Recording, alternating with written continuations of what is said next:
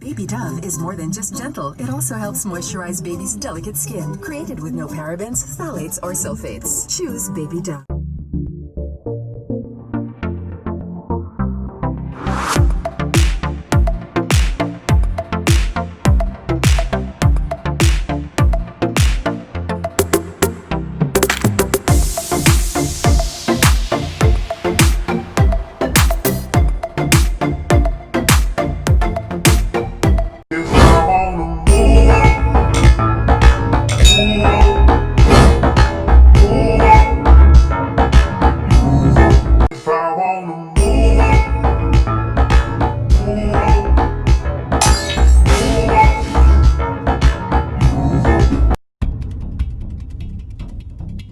Who will be the first private manned spacecraft in America to go to the International Space Station?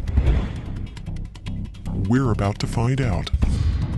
I think the United States is very much a nation of explorers. This is a new generation, a new era in human spaceflight. My heart is sitting right here, and I think it's going to stay there until we get Bob and Doug safely back. Anyone who has an adventurous bone in their body is going to be very excited about this. 7. We have a go for main engine start. 4, 3, 2. Since the space shuttle was retired nearly a decade ago, And liftoff. it's been a race among several aerospace companies to be chosen as NASA's next solution for a cargo ship to the International Space Station, or ISS. But now it's down to two: Boeing's Starliner and SpaceX's Dragon. With a scheduled launch just days away, Elon Musk's SpaceX may be the first to pull off a historic milestone.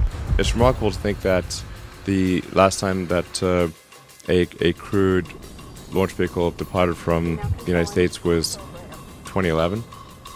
And so I think it would be really quite profound to be back in the saddle again.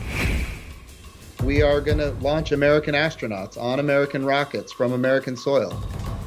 We're going to do it in the midst of the coronavirus pandemic. The Falcon 9 to the space station. This is a high priority mission for the United States of America. If all goes well, a Falcon 9 rocket with a Dragon on top will lift off from the same launch pad that sent the Apollo astronauts to the moon 50 years ago.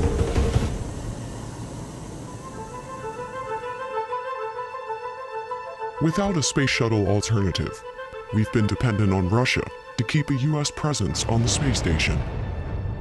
For the last 9 years, we have been purchasing rides on Russian Soyuz rockets, and those costs have gone up significantly. Costs of nearly $4 billion. The International Space Station is a critical capability for the United States of America. Having access to it is also critical. There's a lot of significance to bringing these missions back to American soil. First is an alternative to the Soyuz solution that's out there. But as an American, I'm just proud of what we'll be able to accomplish and fly again on an American rocket from American soil. And the mission demonstrates a remarkable role reversal for how America goes to space. This time when we do it, we're doing it differently than we've ever done it before. NASA is not going to purchase, own, and operate the hardware. In fact, we're going to be a customer. With both Dragon and Starliner programs in the works, NASA has redundancy, something they depend on in all aspects of spaceflight. Even if Dragon is successful, Starliner program will continue with a test flight scheduled later this year.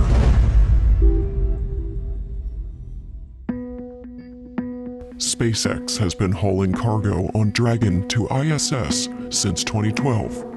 We've flown Dragon to and from the space station successfully 20 times for cargo missions.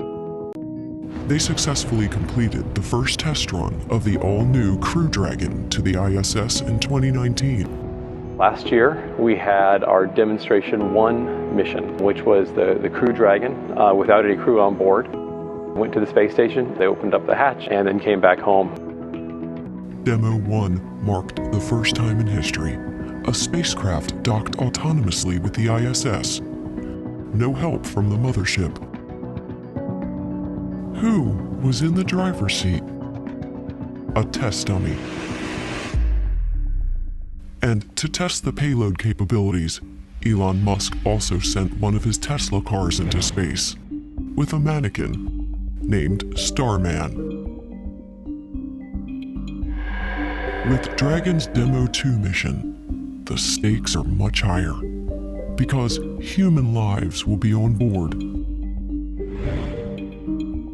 This first crewed mission to ISS, Demo 2 tests a brand new spacecraft like its notable predecessors. We think about Mercury, Gemini, Apollo, and then Space Shuttle. Those are really the 4 times in history when we have put humans on brand new spacecraft. And now we're doing it for a 5th time. The rocket that will take Crew Dragon to space is one of the most critical pieces of the mission. It follows a standard set by the Saturn V, the rocket that took Apollo astronauts to the moon, and still the most powerful rocket on the planet, releasing a whopping 7.6 million pounds of thrust at launch. The Space Shuttle debuted in 1981 as the world's first reusable spacecraft. It launched strapped to 2 rocket boosters and returned to Earth a silent glider.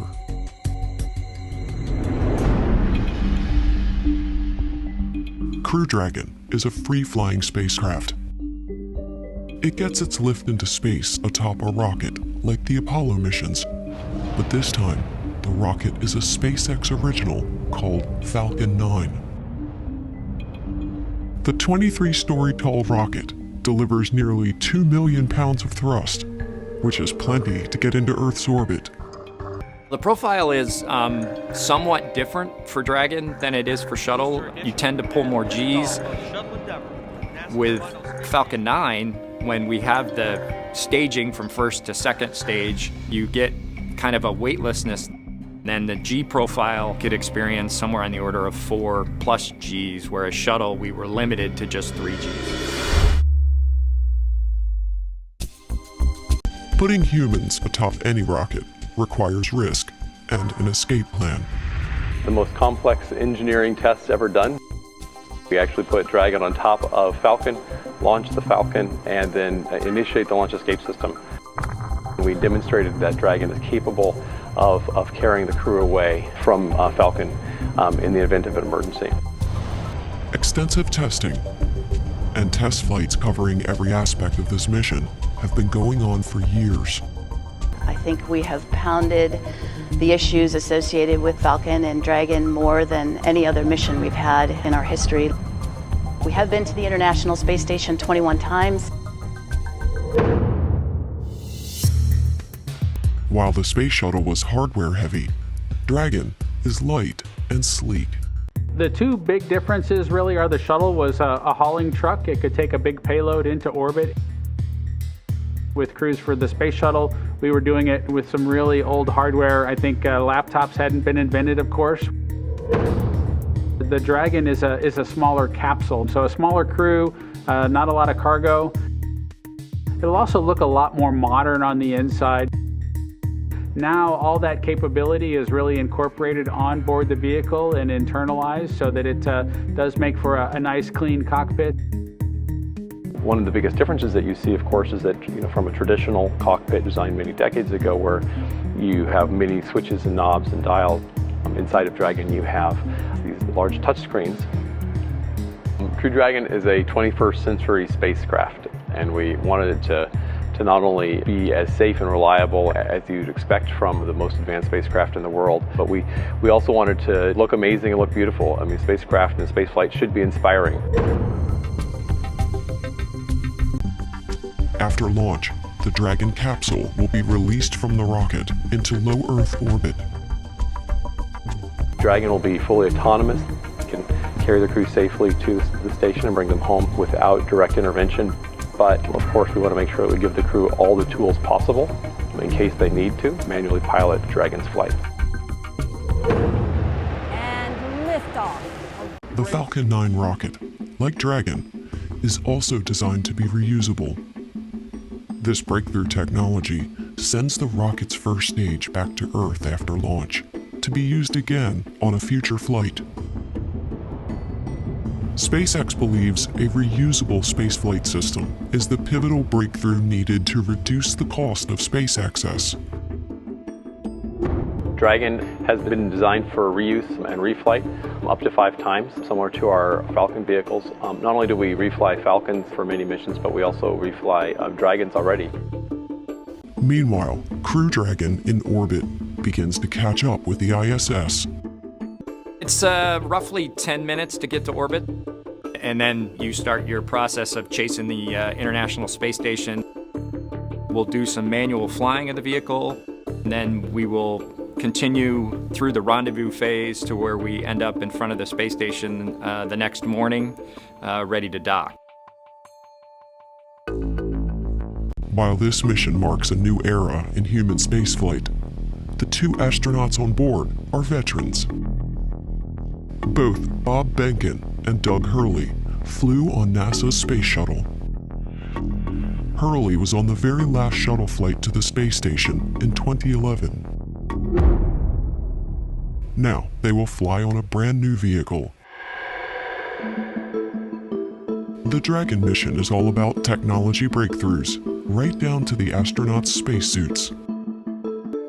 The suit is a one-piece suit. The suits provide air, oxygen supply, they maintain pressure, the right temperature. Suits also have an integrated communication system. It plugs into the seat. Sitting in your seat with your suit on, you actually plug in. The suit really is an integrated system of Dragon. Even the helmets are 3D printed.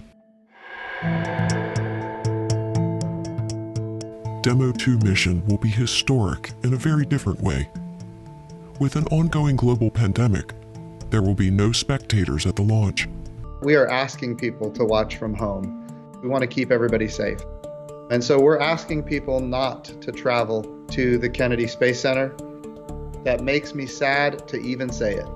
But we need Demo 2 to be successful. And the best way we can do that is to do it while keeping everybody safe. Ironically, the astronauts are used to quarantine. Only it's been extended from 2 to 10 weeks, with a bonus. Family. So we're already in quarantine with our families. The pandemic itself doesn't really change what we're trying to accomplish here. It will just change the experience and how people are able to share it and absorb it as it actually happens. If all goes well, Behnken and Hurley plan to spend 2 to 3 months aboard the ISS with a dramatic return home. We'll spend some time on board space station and do some docked activities with the vehicle, and then just see how the vehicle performs while it is docked to space station. And then at some point, 30 to 90 days later, we will undock and do an entry and a landing in the Atlantic off the coast of Florida.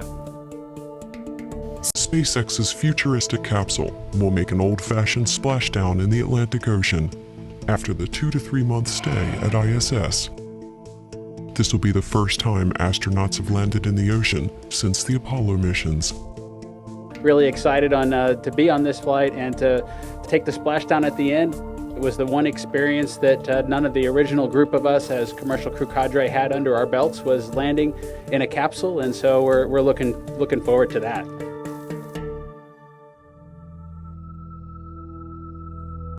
This race for space will open a new chapter for the U.S., but requires great risk and has not been without its serious challenges.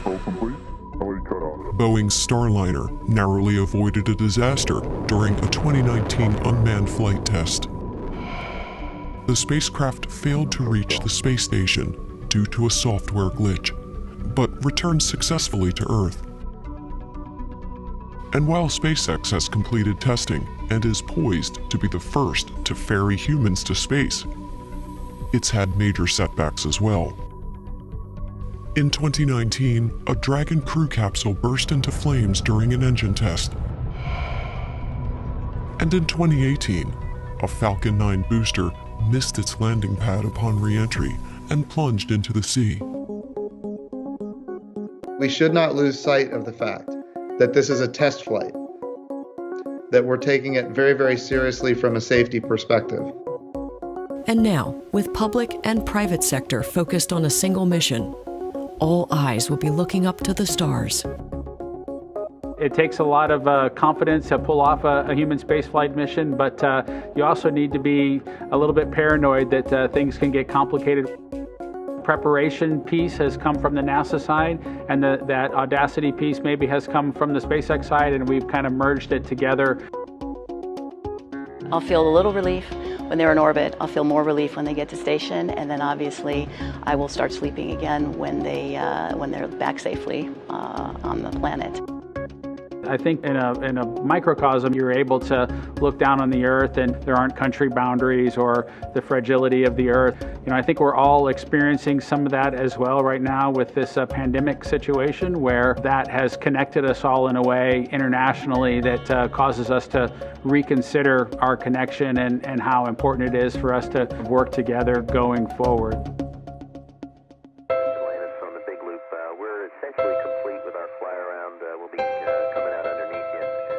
When STS-135 crew departed the ISS on the last shuttle flight in 2011, they left a flag for the next American mission to retrieve.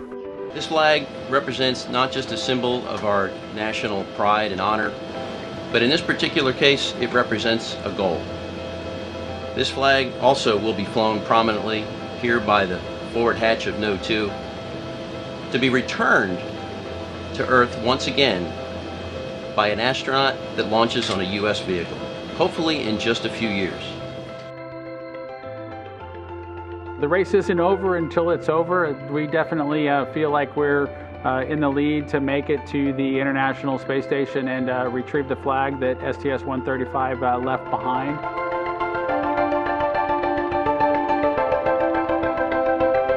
With you this evening and welcome you on board Dragon. Got a couple things we want to talk about first before we kind of show you around. The first is kind of a tradition we've had over the years with spacecraft going way back to the Mercury era.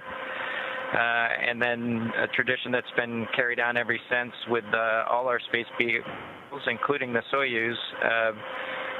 We're given the honor to name this capsule.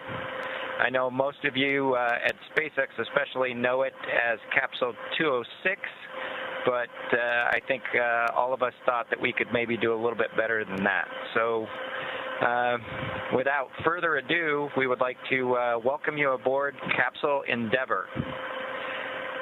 We chose Endeavour for a few reasons. One, because of this incredible endeavor NASA, SpaceX, and the United States has been on since the end of the shuttle program back in 2011. The other reason we named it Endeavour is a little more personal to Bob and I. We both had our first flights on Shuttle Endeavour, and it just meant so much to us to carry on that name. That's what we decided to go with. So we hope you enjoy that name, and once again, welcome on board. Well, good evening, everybody. All right, station, it's Houston on Space Ground 2. Confirm that you are ready for the event. Houston, this station, we are ready for the event. Copy that. And sir, Administrator Bridenstine, welcome to MCC. Please call station for a voice check. Station, this is the NASA Administrator. Can you hear me? We hear you loud and clear, sir. Welcome to the space station. Thank you, Chris. It's good to see you. And welcome to Bob and Doug. I will tell you, the whole world saw this mission, and we are so, so proud of everything you have done for our country and, in fact, to inspire the world.